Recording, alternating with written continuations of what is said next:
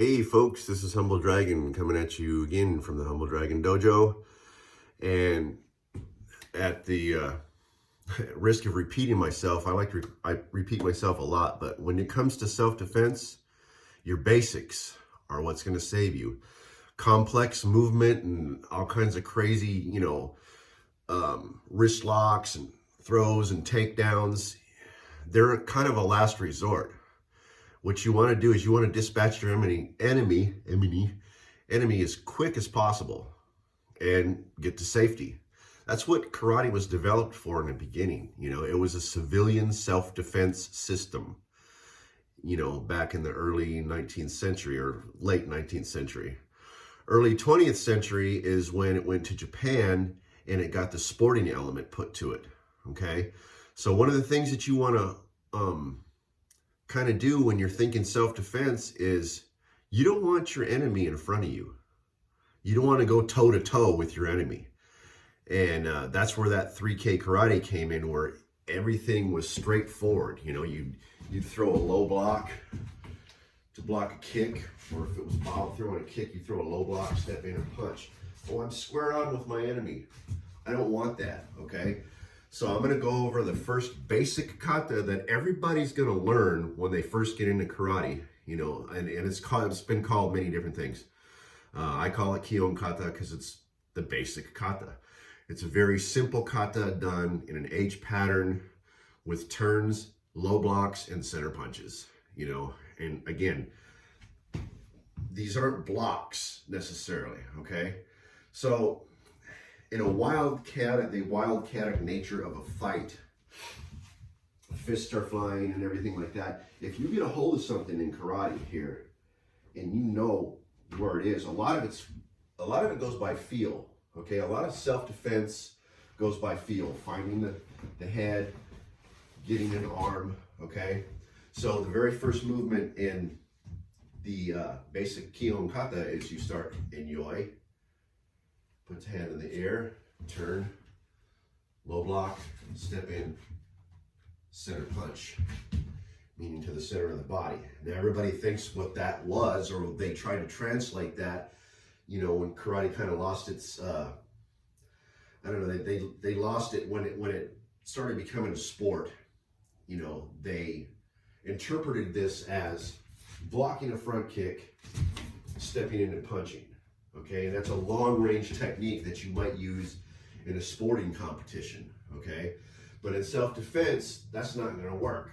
You're going to be up close, they're going to be in your face, they're going to be screaming at you, limbs are going to be flying. If I should get a hold of a limb, the first thing I'm going to do is I want to get off his center line and move to the side of him here. And just by using my arm, I'm not going to really pull him off balance that easy, But if I use my whole body and turn, like it says in the shows in the kata, then boom, you can imagine him being here. Now his head's going to be here because he's going to step out to try to gain his balance because I'm pulling him off balance or trying to pull him off balance. Naturally, he's going to drop. Thus, the low block, stepping through center punch. You want to step into that punch to get the power here. Down. Okay. Also, the added twist of the arm, or my hikite, my pulling hand, once I got a hold of his hand and I'm stepping to the side, twisting. If this was my arm and it came down and somebody had a hold of it and they twisted it as they're pulling it back to their hip, like it shows in the kata here, okay, it's rotating my arm out this way. So if that punch did not work, boom, you could come down with a hammer fist on the arm that's already rotated upwards with the joint facing you. Okay, the other one I want to go over is the basic punches that we do down the center. They're all center punches, and there's a half moon step. Boom, the feet.